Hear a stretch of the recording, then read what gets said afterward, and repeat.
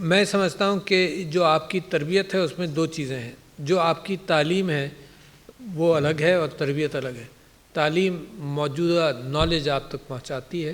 آپ معاشرے کے ایک کنٹریبیوٹنگ ممبر بن جائیں, محنت کریں, روزی کمائیں, اپنے خاندان کی فکر کریں اور پاکستان کے جی ڈی پی کے اندر ہر اعتبار سے آپ فٹ ہو جائیں. تربیت ایک الگ چیز ہے. تربیت جو ہے نا, جو ہم نے کیڈٹ کالج کی میں نے بھی تعریف کی, تربیت ایک الگ چیز ہے. تربیت کے اندر آؤٹ لک ٹورڈز لائف کی اہمیت ہے. کیا آپ کا انسانی رویے کیسے ہیں؟ غرور, تکبر, جھوٹ, کرپشن, ان سے دوری اور انکساری اور محبت اور فکر لوگوں کی, اپنے خاندان کے ساتھ فکر, اپنے بزرگوں کی فکر, یہ پاکستان کا کلچر ہے جس کے اندر ہمیں آج کل یہ نظر آتا ہے کہ پاکستان ان دونوں چیزوں کے اندر کمزور ہے. مگر آپ ماشاءاللہ اب اس ایلیٹ میں شامل ہو گئے جس میں کیڈٹ کالج میں سے آپ نکلے, تو دونوں چیزوں پر آپ کی توجہ دی. That's why it is important. یہاں ایک ادارہ ہے نیشنل ڈیفنس یونیورسٹی جس کا کیمپس کوئٹہ میں بھی ہے. اس ادارے کو بھی میں بڑا اہم سمجھتا ہوں اس وجہ سے کہ وہ بھی ایسی comprehensive character building knowledge they رہا ہے. تو جب کیریکٹر بلڈنگ نالج نہ ہو تو انسان روزی کمانے تو نکل جائے گا, مگر یہ کہ اس کے علاوہ ہیومن کمپیشن, انسانی ہمدردی, وہ سب چیزوں سے عاری ہوگا. تو پاکستان ایک ایسی کیفیت میں اس وقت ہے کہ جہاں سیاسی ہیجان ہے, جہاں معاشی ہیجان ہے, زیادہ تر چیزوں کا ہم سے تعلق ہے. ہم نے جس انداز سے ہم یہاں پہنچے ہیں تو وہ ایسا نہیں ہے جو ایک ترقی یافتہ اور ترقی کرنے والے ملک کے کیفیات ہوں.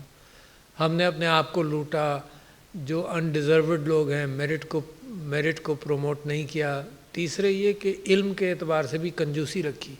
اس وقت 2 کروڑ بچے تعلیم کے سائیکل سے باہر ہیں, آؤٹ آف اسکول چلڈرن, ایک جنرل ایسٹیمیٹ ہے. اس وقت بیماری کے احتیاط کے اندر لوگوں کو ہم آگہی نہیں دے پاتے. البتہ جہاں جہاں ہم نے آگہی دی تو فائدہ ہوا. جیسے کووڈ کے اندر 3 چیزیں بتائیں کہ ماسک لگاؤ, ہاتھ دھو اچھی طرح سے اور فاصلہ رکھو, اور ان 3 چیزوں کی وجہ سے پاکستان کو ایک بہت بڑی کامیابی ملی. تو پاکستان کی کامیابیوں کا سلسلہ تو طویل ہے.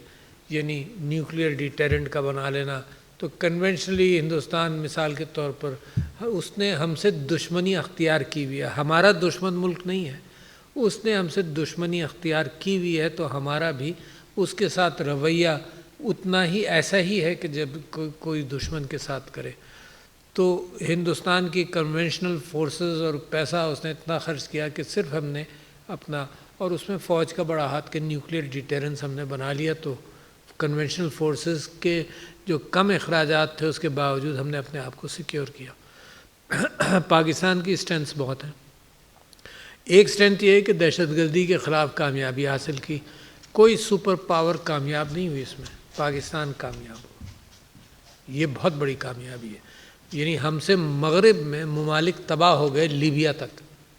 پاکستان نے اپنے بارڈر پر اس کو روکا. اس میں فوج اور سویلین سب نے لاکھ لوگ شہادتیں ہیں, 70,000 ڈفرینٹ فگرز ہیں, اور ہمارا نقصان ہوا مگر ہم نے روک لیا. یہ پاکستان کی کامیابی. پھر آپ کی ہمدردی, 40 لاکھ ریفیوجیز کو 40 سال آپ نے رکھا, یہ آپ کی ہمدردی ہے. دنیا 40-50 بھی نہیں لیتی. اور آپ نے دیکھ لیا یوکرین کے حوالے سے دل کھول کر انہوں نے لوگوں کو لیا, کیونکہ رنگ اور نسل کا تعصب جو ہے وہ, اور قومیت کا تعصب جو ہے, اس میں پاکستان نے بڑھ کر ایک موریلٹی کے اعتبار سے دنیا کو بتایا. ہم نے بہت قیمت ادا کی مگر 40 لاکھ لوگوں کو 40 سال رکھا. تو یہ پاکستان کی اسٹرینتھ ہے. جب آپ ڈیولپمنٹ پر پاکستان کے اندر آئیں تو کیونکہ آپ کا تعلق بلوچستان سے ہے, اور 90 میں سے 86 بچے بلوچستان سے آئے ہوں گے, تو آپ یہ دیکھیے کہ سب سے بڑا صوبہ پاکستان کا وہ, سب سے کم ڈیولپمنٹ وہاں پر ہے. یہ ضرور ہے, اس بات کو میں اور آپ ریکگنائز کرتے ہیں کہ ایک سکول کو بالکل کراچی شہر میں بیچ میں آبادی کے سکول بنانا زیادہ سستا ہے بمقابلے بلوچستان میں ڈسٹنسز کی وجہ سے, مگر اس کا مطلب یہ نہیں کہ نہ بنایا جائے. تو لہٰذا ایک بہت اہم, اتنا بڑا کوسٹ, اور کوسٹ کے حوالے دیکھو, اس میں انسانی کمزوریوں کو پک کرو. کوسٹ کے حوالے سے ویتنام اور پاکستان کی total exports of fish products in 1998 or 99 was around $300 million تقریباً. اس وقت ان کا پاکستان کا کوسٹ، پاکستان کا بلوچستان کا خاص طور پر ویتنام سے بڑا ہے. ویتنام کی اس وقت ایکسپورٹ $10 بلین سے زیادہ ہے اور فش پروڈکٹس. پاکستان کی ایکسپورٹ وہی ہے 300 سے شاید 550 ملین تک گئی. تو یہ انسان، سمندر تو سب کا ہے. سمندر میں کوئی وسائل کے اندر اگر کمی آئی تو سارے سمندروں میں آئی. جہاں جہاں جس کا، پاکستان کی ایکسپورٹ کیوں کم ہے؟ Bad planning. ٹھیک ہے نا. تو یہاں لیڈرشپ کی اہمیت ہے. قوم کے لیڈر اگر صحیح ڈائریکشن دیں گے تبھی تو ملے گا نا. میں نے ایک رپورٹ بھی لکھی اس کے اوپر جب میں اسمبلی کا ممبر تھا کہ چھوٹے جال جس میں سے پینسل بھی نہ گزر سکے، چھوٹے جالوں سے فشنگ کریں گے تو مستقبل کی نسلوں کو بھی ہم کھا جائیں گے.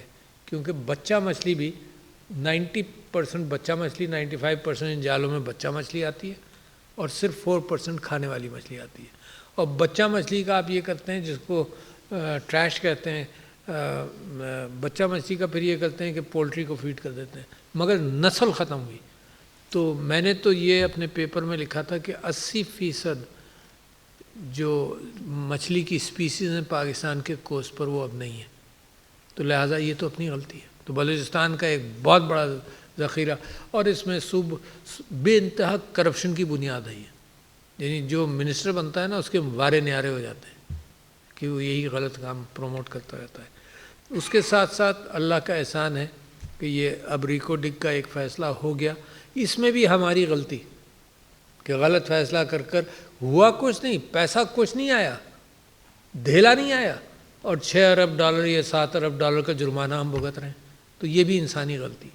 تو لہٰذا آپ بچوں جیسے جیسے معاشرے میں آپ قدم رکھو گے تو ایک تو یہ ذہن میں رکھنا کہ علم حاصل کرنا. کوئی آپ کے لیے تو اس کیڈٹ کالج نے صرف علم کے دروازے کھولے ہیں. اگر آپ میں سے کسی کو یہ غلط فہمی ہے کہ آپ پڑھ لکھ گئے ہیں تو یقیناً ایک سٹیج تک تو آپ پڑھ لکھ گئے، مگر یہ سٹیج تو علم کے اعتبار سے یہ کنڈر گارڈن سے بھی کم ہے. علم اتنا زیادہ ہے، میں یہ کہہ رہا ہوں کہ علم اتنا زیادہ ہے، یہ کنڈر گارڈن سے بھی کم ہے اس معنی کر کے کہ اگر آپ سوچیں. تو اب جب آپ معاشرے کے اندر آئیں تو ایک تو اپ ہولڈ کرو انصاف کو، کیونکہ یہی رشتہ ہے میرا اور آپ کا اور سب کا. ایک اپنی زبان پر قابو رکھو کیونکہ یہی رشتہ ہے میرا اور آپ کا. یہ خراب چناؤ الفاظ کا یہ گھروں کے اندر، سیاست میں، قبیلوں کے درمیان یہ بڑا غیر ہم آہنگی پیدا کرتے ہیں. غصے پر قابو کرو، کیونکہ روزانہ میں خبریں پڑھ کر مجھے تکلیف ہوتی ہے. غصے میں اس نے اپنی بیوی کو مار دیا، اس نے یہ کر دیا، اس نے وہ کر دیا. یہ تو وہ خبریں بنتی ہیں نا، ورنہ گھروں کے اندر اور دوستوں کے اندر سب کے اندر یہ جذبات سے ایک دوسرے کو ٹریٹ کرنے کے اندر رشتے خراب ہوتے ہیں. تعصبات کو اوور کم کرو. یہ تعصبات دنیا کے ہمیں نظر آ جاتے ہیں، ہمارے اپنے ہم کو نظر نہیں آتے. ہر انسان کے اندر تعصبات ہیں، میرے اندر بھی. یہ ایک رالف ڈوبیلی کی کتاب ہے آرٹ آف کریٹیکل تھنکنگ. اس نے 100 تعصبات کا ذکر کیا، اور جب میں نے وہ کتاب پڑھی تو مجھے خیال ہوا کہ 100 میں سے 50 تو میرے بھی ہیں. انسان کی فطرت کے اندر انسان بغیر تعصب کے تو فیصلے نہیں کر سکتا. ضروری ہیں، مگر یہ بھی ضروری ہے کہ جب اس سے برعکس کوئی انفارمیشن آئے تو اس کو بھی ایبزارب کر کے اپنے اس تعصب سے اگر نقصان ہو رہا ہے تو اس کو اوور کم کرو، تو درگزر کرو. یہ بہت ضروری ہے. یہ آج کل کی سیاست کے اندر اگر لوگ زبان کا چناؤ بہتر کر کے اور درگزر کر لیں، یا زبان کا چناؤ جیسا بھی ہو درگزر کی کیفیت آئے تو پاکستان فٹافٹ ترقی کے راستے پر گامزن ہو جائے گا. آپ کو یقین نہیں آئے گا کہ میں زندگی کے اندر سب سے مشکل کام میرا یہ ہے کہ میں لوگوں کو جوڑنے کی کوشش کروں، اور سب سے مشکل کام میرا یہ ہے کہ لوگوں سے کہوں کہ درگزر کرو، آگے دیکھو. اور سب سے میری ذات کے اندر سب سے آسان کام یہ ہے کہ درگزر کرو، کیونکہ مجھے کسی کی ضرورت ہی نہیں نا کہ کسی کے اوپر ڈیپینڈ کروں تو درگزر کرنے کے لیے. میری ذات ہے، 100% میرا کام ہے درگزر کرنا. کنڈیشنل تو کیفیت ہی نہیں. کنڈیشنل تو پھر انصاف ہوتا ہے نا. کنڈیشنل ہوتا ہے اپنا حق لینا، اور احسان ہوتا ہے کہ اپنا حق فورگو کرنا. یہ اسلام کے اندر اس فرق کو محسوس کرو.